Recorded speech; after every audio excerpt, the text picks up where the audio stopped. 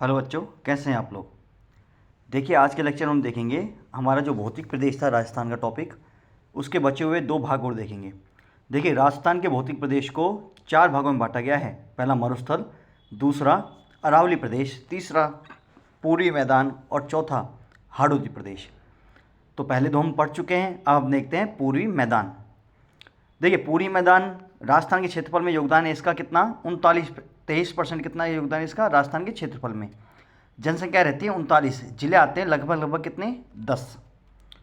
इसका निर्माण काल क्या हुआ है, प्लीस्टोसीन युग में। ठीक है, देखिए एक बार, इसको तीन भागों में बांटा गया है पूर्वी मैदान को। ठीक है, पहला भाग है इसका बाणगंगा बेसिन, दूसरा बनास बेसिन और तीसरा है छप्पन का बेसिन।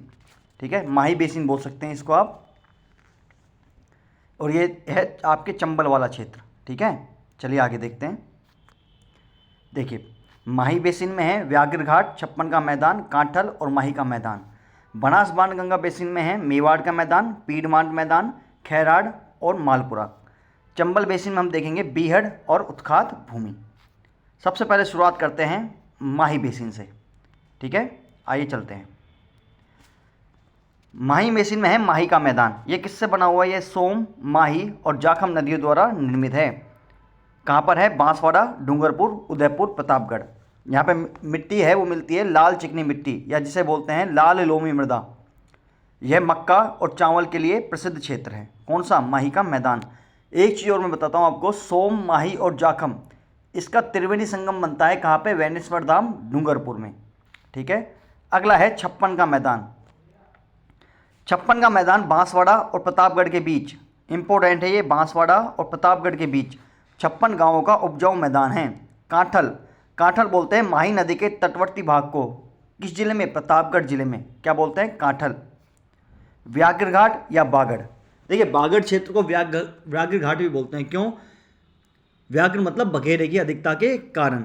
देखिए 1178 में मेवाड़ के सामंत सिंह ने बागड़ राज्य की क्या की, स्थापना की और राजधानी थी इसकी आसपुर, डूंगरपुर। 1520 में वागड़ दो भागों में बट गया। जो माही नदी का पूर्वी भाग था वो तो बांसवाड़ा और पश्चिमी भाग डूंगरपुर। बांसवाड़ा बसाया गया जगपाल सिंह के द्वारा और डूंगरपुर बसाया गया डूंगर सिंह के द्वारा। आगे देखते हैं, अगला है बनास बाणगंगा बेसिन। सबसे पहले इसमें देखेंगे बनास बाणगंगा बेसिन में, यह बनास, बाणगंगा और सहायक नदियों द्वारा निर्मित है। मेवाड़ का मैदान, मेवाड़ का मैदान बेडज और गंभीर नदियों द्वारा निर्मित है। मक्का उत्पादन के लिए प्रसिद्ध है। इसमें जिले हैं चित्तौड़गढ़, उदयपुर, राजसमंद और भीलवाड़ा। इंपोर्टेंट, पीडमांत का मैदान, पीडमांत का मैदान है आपके देवगढ़ राजसमंद में। ठीक है, अवशिष्ट पहाड़ियों से युक्त मैदान है। खैराड़, यह भी इंपॉर्टेंट है, प्रीवियस का क्वेश्चन है। खैराड़ है जहाजपुर, जो जगह भीलवाड़ा में है, से बूंदी टोंक के मध्य ऊबड़ खाबड़ भूमि, क्या बोलते हैं, खैराड़। मालपुरा का मैदान, मालपुरा करौली का मैदान भी कहते हैं इसको, यह बनास नदी द्वारा निर्मित है। यह मालपुरा टोंक से करौली के मध्य स्थित उपजाऊ मैदान है। यहाँ भूरी मृदा मिलती है और टोंक अजमेर, सवाई माधोपुर और करौली में स्थित है। इसके बारे में एक क्वेश्चन आया हुआ है प्रीवियस में कि A.M. हेरोन द्वारा मालपुरा करौली के मैदान को तृतीय पेनीप्लेन कहा गया। क्या कहा गया, तृतीय पेनीप्लेन। ठीक है, फिर है रोही दोआब क्षेत्र। यह बाणगंगा और यमुना के मध्य का दोआब क्षेत्र है। भरतपुर, दौसा और जयपुर में है। मिट्टी है जलोढ़ मिट्टी और गेहूं और सरसों का उत्पादन यहाँ पे क्या होता है, सर्वाधिक। अगला है चंबल बीहड़ या उत्खात भूमि। देखिए बीहड़ के पहाड़ी भाग को बोलते हैं डांग। क्या बोलते हैं, डांग।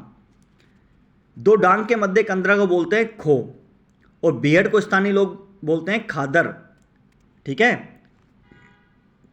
चंबल उत्खात भूमि है, यह नालिका अपरदन से युक्त कंदरा युक्त भूमि है। ठीक है, डांग की रानी करौली, डांग का राजा धौलपुर। आगे देखते हैं हम दक्षिण पूर्वी पठार या हाड़ौती का पठार। देखिए ये वाला क्षेत्र, ये वाला क्षेत्र है, जो ये वाला क्षेत्र आपका है दक्षिण पूर्वी पठार या हाड़ौती का क्षेत्र।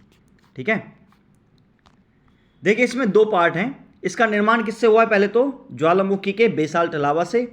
निर्माण काल है इसका क्रिटेशियस युग। क्या काल है, क्रिटेशियस युग। दो भाग है इसके, दक्कन का लावा पठार और विंध्यन का घाट क्षेत्र।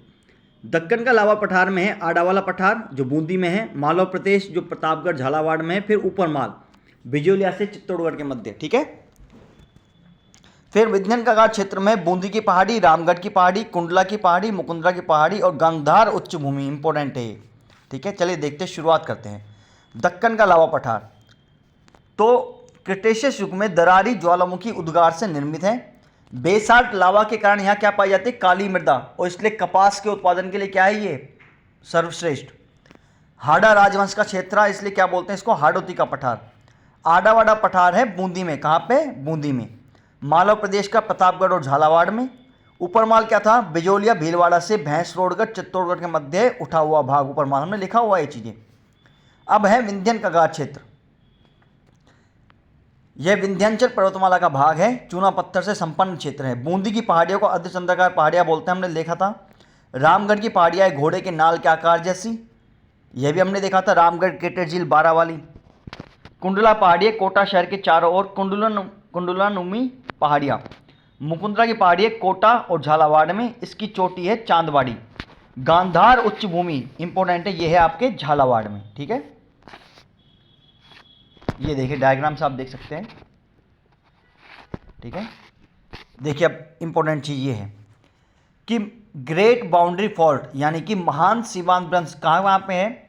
यह है आपके अरावली और हाड़ौती के मध्य स्थित जो भ्रंश है उसे क्या बोलते हैं? महान सीमांत भ्रंश। यह है चित्तौड़गढ़, भीलवाड़ा, बूंदी, करौली और धौलपुर में। ठीक है, एक क्वेश्चन और यहाँ से आता है हाड़ौती से, और वो ये वाला आता है। देखिए ये वाला, क्योंकि क्या है? विंध्याचल पर्वत कहाँ है? मध्य प्रदेश में। तो इसके जो आसपास वाले जिले हैं, राजस्थान के आसपास वाले जिले हैं, इसे बोलते हैं विंध्यन कगार भूमि। क्या बोलते हैं? विंध्यन कगार भूमि। ठीक है, ये हमने आज भौतिक प्रदेश कंप्लीट कर लिया है।